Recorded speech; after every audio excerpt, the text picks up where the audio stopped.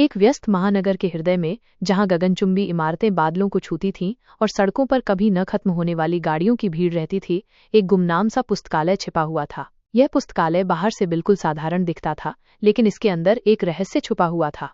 इस पुस्तकालय की लाइब्रेरियन, एक रहस्यमयी महिला जिसका नाम नीला था, उसके पास एक अनोखी क्षमता थी। वो किताबों की कहानियों को सच कर सकती थी, लेकिन ये क्षमता सीधी सादी नहीं थी। वो केवल उन कहानियों को कुछ घंटों के लिए वास्तविकता में ला सकती थी, जो आधी रात के बाद, जब शहर सो जाता था, किसी पाठक द्वारा खोली जाती थीं।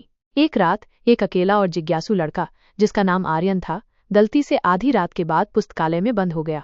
घबराए हुए आर्यन ने अपनी जेब से एक पुरानी, धूल भरी किताब निकाली और उसे खोल दिया। यह एक ऐसे साहसी राजकुमार की कहानी थी, जो एक भयानक अजगर से लड़ने के लिए निकलता है। जैसे ही आर्यन ने पहला पन्ना पढ़ा, पुस्तकालय की हवा में एक अजीब सी हलचल हुई। कमरे की रोशनी टिमटिमाई और बाहर एक भयानक दहाड़ सुनाई दी। आर्यन खिड़की से बाहर झांका और उसकी आंखें फटी रह गईं। सड़क पर, जहां कुछ मिनट पहले टैक्सियां दौड़ रही थीं, अब एक विशालकाय, धुआं उगलने वाला अजगर घूम रहा था।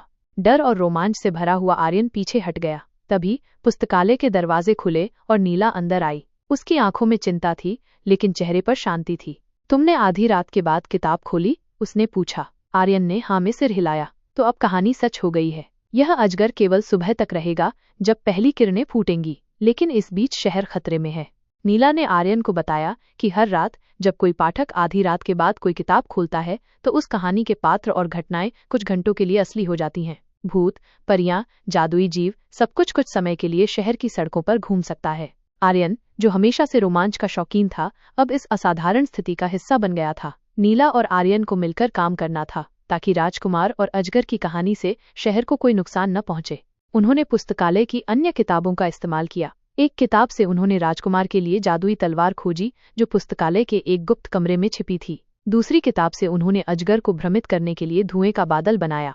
पूरी रात आर्यन और नीला शहर की गलियों में भागे, कभी राजकुमार की मदद करते तो कभी अजगर से छिपते। उन्होंने देखा कि कहानियां कितनी शक्तिशाली हो सकती हैं और वास्तविकता कितनी अप्रत्याशित हो सकती है। अंत में सुबह की पहली किरणें फूटीं।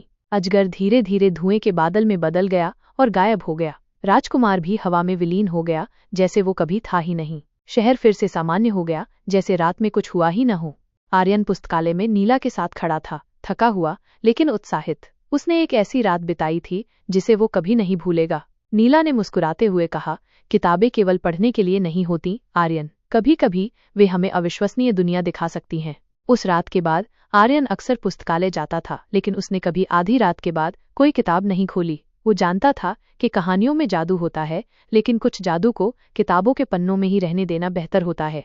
और नीला, रहस्यमयी लाइब्रेरियन, रात की खामोशी में मुस्कुराती रहती थी, जानती थी कि शहर की नींद के नीचे कहानियों की दुनिया हमेशा जीवित रहती है। लाइक करें, शेयर करें और हमारे चैनल को सब्सक्राइब करें।